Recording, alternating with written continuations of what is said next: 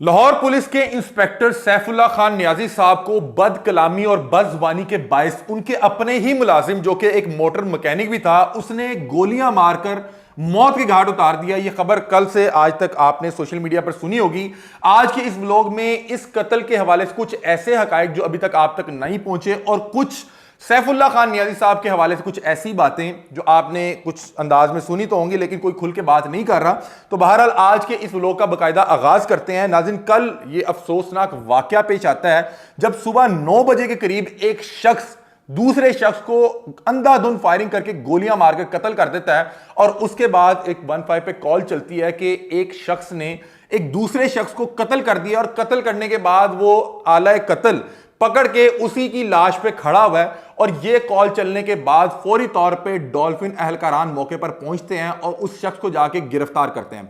उस शख्स ने अपना नाम मोहम्मद अदील बताया और उस शख्स ने डॉल्फिन अहलकारानों को बताया कि ये शख्स लाहौर पुलिस में इंस्पेक्टर के फराइज सर अंजाम दे रहा है, इसका नाम सैफुल्लाह खान नियाजी है और मैंने इसको कत्ल कर दिया है। उस शख्स ने क्या अपने हवाले से बात की, इस कत्ल के हवाले से कातिल ने क्या बयान दिया, पहले आप वो सुनिए। क्यों मारे तंग है बे दिल्ली मां भैन किन्नियां को गालां कढदे तानू दस नहीं सकते। आपने मोहम्मद अदील की गुफ्तगू सुनी। उसने कहा कि मेरा नाम मोहम्मद अदील है और जिस शख्स की लाश पड़ी हुई है इसका नाम सैफुल्लाह खान नियाजी है और ये बतौर इंस्पेक्टर जो है जो बाबू साबू चौकी है वहां का इंचार्ज है और मैंने इसको बदजुबानी बदकलामी के बायस कत्ल कर दिया है। ये मुझे रोज आके मां बहन की गंदी गालियां निकालता था और आज मैंने इसी का वेपन, इसी का सर्विस रिवॉल्वर उठा के इसको यहां पे कत्ल कर दिया और उसके बाद डॉल्फिन अहलकारान इसकी वीडियो रिकॉर्ड करते हैं। उसके बाद इसको थाने मुंतकिल कर दिया जाता है। हमने इस केस के हवाले से जब तहकीकात शुरू की तो हमने ये पता लगवाया कि क्या मामला है, क्या ये शख्स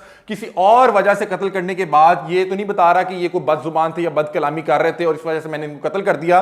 तो बहरहाल हमने सैफुल्लाह खान नियाजी साहब के हवाले से थोड़ी सी तहकीकात का आगाज किया तो हमने जितनी चीजें सुनी या जितना हमें देखने का मौका मिला तो हमें पता लगा कि सैफुल्लाह खान नियाजी साहब इस हवाले से बाकायदा एक ट्रैक रिकॉर्ड रखते हैं और इनकी जो बदजुबानी और बदकलामी थी उसके किस्से जुबान से दयाम थे। और इस हवाले से हमने देखा कि इन्हें लाहौर के तमाम तर बड़े थानों में एसएचओ लगने का मौका भी मिला और ये वहां से फारिग भी सिर्फ इसी बुनियाद पर होते थे कि इनका जो रवैया था या जिस अंदाज में ये लोगों को टॉर्चर किया करते थे या जिस अंदाज में ये लोगों के साथ डील किया करते थे, जिस अंदाज में लोगों से जो गुफ्तगू किया करते थे, उस वजह से इन्हें थाना शादबाग से फारिग होना पड़ा।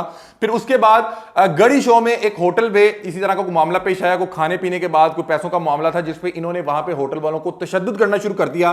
फिर ये बात यहीं तक नहीं रुकती, उसके बाद लाड़ी अड्डे में एक बार गालिबन इन्होंने चाय का ऑर्डर दिया, चाय का ऑर्डर लेट हुआ, चाय के ऑर्डर लेट होने पर इन्होंने वहां पे कुछ अफराद को पकड़ के टॉर्चर करना शुरू किया जिसकी बाकायदा तौर पे सीसीटीवी फुटेज भी बनी और वो वायरल हो गई। वो सीसीटीवी फुटेज वायरल होने के बाद इन्हें बहुत सी जगहों पे सस्पेंड भी होना पड़ा, बहुत से मुख्तलिफ थानों पे जो है इनका ट्रांसफर भी होता रहा। बहरहाल ये चीजें जो है जो इंस्पेक्टर सैफुल्लाह खान नियाजी साहब थी उनके हवाले से हर शख्स को पता थी। और एक और केस जो बहुत ज्यादा कल से लोग बता रहे हैं और उसकी हकीकत कुछ इस तरह से थी कि आज से कुछ साल, 1.5-2 साल पहले एक इस तरह का केस मंजर आम पर आया था। उसमें हुआ कुछ इस अंदाज में था कि कुछ मंशियात फरोश रिक्शे पर सवार होकर कुछ मंशियात लेकर जा रहे थे जिससे रिक्शा ड्राइवर बिल्कुल उसको इल्म नहीं था, वो उससे रिक्शे ड्राइवर को बिल्कुल खबर नहीं थी कि पीछे कोई भी शख्स इस तरह की मंशियात लेके जा रहा है। होता क्या कि उस रिक्शे पर रेड होती है, जैसे ही रेड होती है तो वो जो लोग मंशियात लेकर जा रहे थे वो फौरी तौर पर रिक्शा छोड़ के फरार हो जाते हैं जबकि रिक्शा ड्राइवर बैठा रहता है। पुलिस उस रिक्शे से मंशियात को जब्त करती है और उसके बाद ये इंस्पेक्टर सैफुल्लाह खान नियाजी साहब ही थे जिन्होंने उस रिक्शे वाले को ये जानते हुए कि वो बेकसूर है उसके ऊपर उस जो मुकदमे की जो एफआईआर दी और उसको नामजद कर दिया जिसकी वजह से उसकी तमाम जिंदगी जो है बर्बाद हो गई थी। और इस हवाले से हमने देखा था उस वक्त इस केस ने बहुत ज्यादा हाई भी पकड़ी थी और क्योंकि जिस टाइम इस रिक्शे पे रेड हुई थी तो उसकी एक सीसीटीवी फुटेज भी वायरल हो गई थी। बहरहाल उसमें फिर जो मजीद गौरी थे जो रिक्शा यूनियन के सदर थे उन्होंने बड़ा केस लड़ा। मुझे नहीं पता कि अब उस केस का क्या बना, वो शख्स छूट गया या अभी तक उस जो उनकी सजा भुगत रहा है। बहरहाल सैफुल्लाह खान नियाजी साहब ने बहुत से इंटरव्यूज में इस चीज का इतराफ किया कि वो शख्स जो है वो बेगुनाह था लेकिन उसके रिक्शे से वो जो है वो जब्त की गई थी, बरामद हुई थी तो उस पर यह मुकदमा इसलिए दिया गया। बहरहाल ये थोड़ा सा ट्रैक रिकॉर्ड था सैफुल्लाह खान नियाजी साहब का और हमने फिर पता किया कि ये जो लड़का है ये कौन था और इसने क्यों बहरहाल इंतहाई कदम उठाते हुए इन्हें कत्ल कर दिया। होता कुछ इस तरह से कि ये जो लड़का मोहम्मद अदील था ये जहां पे सैफुल्लाह खान नियाजी साहब ऊपर फ्लैट में रहते थे ये नीचे बाइक्स का कोई मैकेनिक या कोई मोटर मैकेनिक वगैरह था। ये अक्सर मोटर मैकेनिकी के अलावा सैफुल्लाह खान नियाजी साहब के मुलाजिम के तौर पे भी काम किया करता था और सैफुल्लाह खान नियाजी साहब हो सकता है इसको कुछ देते दिलाते भी हों। कुछ लोग बता रहे हैं कि अक्सर इनकी दोस्ती अच्छी थी, सैफुल्लाह खान नियाजी साहब इसको बुला के अक्सर शाम बैठा करते थे, लंबी गुफ्तगू हुआ करती थी और एक लंबी महफिल सजा करती थी। बहरहाल आपको पता है एक पुलिस वाला, वो एक उसका एक रवायती जो पुलिस अंदाज है, रवायती पुलिस अंदाज वो यही है कि ओए तू तेरी करके बात करना, और सैफुल्लाह खान नियाजी साहब थाने में किया करते थे। और मसला यह है कि थाने के बाहर जाकर भी यही समझते थे कि ये पूरा पंजाब, पूरा लाहौर भी थाने की हदूद ही है। उसमें ये जो अदील है ये अक्सर उनकी गालियां बर्दाश्त किया करता था और अक्सर इसी तरह की जुबानो अंदाज में उनसे बातचीत हुआ करती थी। सैफुल्लाह खान नियाजी साहब अदील को झाड़ा करते थे और गालियां दिया करते थे। अब सैफुल्लाह खान नियाजी साहब के घर में इस अदील का इतना आना जाना था कि मतलब कि देखें कि वो इन्हीं के कमरे से जाके इन्हीं का सर्विस रिवॉल्वर उठाता है और इन्हीं के सर्विस रिवॉल्वर के साथ इनके ऊपर मुतअद्दिद फायर करता है, जिसमें 4, 5, 7 फायर इनके जो है जिस्म पे लगे हुए थे। एक गोली जो इनके सर पर जाके लगी वो जानलेवा साबित हुई। बहरहाल इनके बेटे ने जो मुकदमा दर्ज करवाया उसमें उन्होंने बताया कि ये जो अदील है ये हमारे सामने ऊपर आया, इसने मेरे वालिद पे अंधाधुंध फायरिंग की मारने के गर्ज से। उसके बाद जब हम अपने वालिद को बचाने के लिए पहुंचे तो इसने हमें भी ललकारा मारा कि अगर तुम लोग आ गए तो तुम्हें भी कत्ल कर दूंगा। और उसके बाद पुलिस पहुंचती है और इसको गिरफ्तार कर लेती है। और उन्होंने बताया कि शायद इनकी कुछ 1-2 दिन पहले लड़ाई हुई थी जिसपे गाड़ी खड़ी करने का तराजा था। आपको पता है कि नीचे ये मोटर मैकेनिक था, इसकी दुकान के आगे शायद को गाड़ी खड़ी करनी थी, इसने थोड़ा सा मना किया जिसपे जो है बदकलामी हुई और वहां पे भी कोई थोड़ी सी लड़ाई हुई और उसी चीज की रंजिश चली आ रही थी, जिसको इसने सुबह तकरीबन 9, साढ़े 9, 10 बजे के करीब जाके पहले वो रिवॉल्वर उठाया और उस वक्त सैफुल्लाह खान नियाजी साहब ड्यूटी से वापस आके अपने घर के लॉन में चहलकदमी कर रहे थे तो उसने आके अंधाधुंध फायरिंग कर दी। बदजुबानी, बदकलामी या इस तरह के जो रवैये हैं वो आपको अक्सर मुश्किलात से दो चार रखते हैं और आपके रिश्ते आपसे दूर रखते हैं। मतलब कि कोई भी आपका करीबी अजीज भी हो जिसको पता हो कि यार ये मुझे कभी भी हंस के बात नहीं करेगा,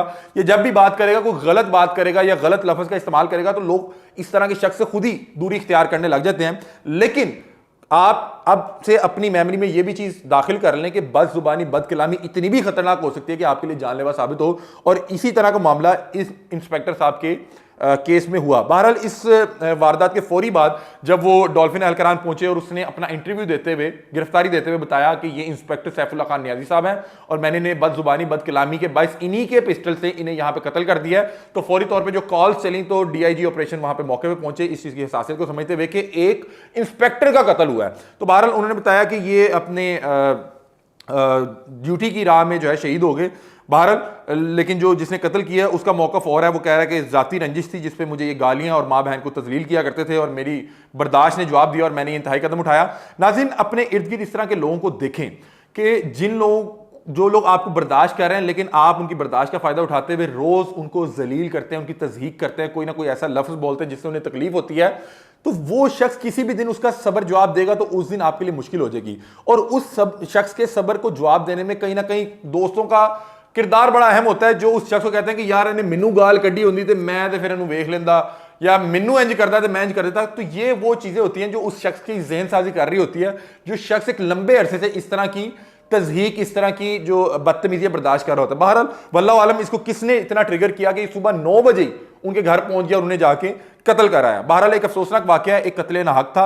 मतलब कि बदजुबानी, बदकलामी को बहुत अच्छी चीज नहीं है लेकिन ये कोई ऐसी चीज नहीं है कि जिसपे उठ के किसी का कत्ल कर दिया जाए। बहरहाल नाहक मरे, अल्लाह ताला उनकी मगफिरत में फरमाए। बतौर मुसलमान मैं दुआ ये करता हूं कि अल्लाह ताला उनके तमाम तर गुनाहों को माफ करे और उनकी आगे की मंजिलें आसान हो। ये तमाम तर रुदात थी सैफुल्लाह खान नियाजी और उनकी ये जो ऊपर कातलाना हमला हुआ जिसमें वो कत्ल हो गए, उसकी वारदात के हवाले से आप लोग अपनी राय से में आगाह कीजिएगा। तब तक के लिए अपने मेजबान अली हमदा को दीजिए इजाजत। अल्लाह हाफिज।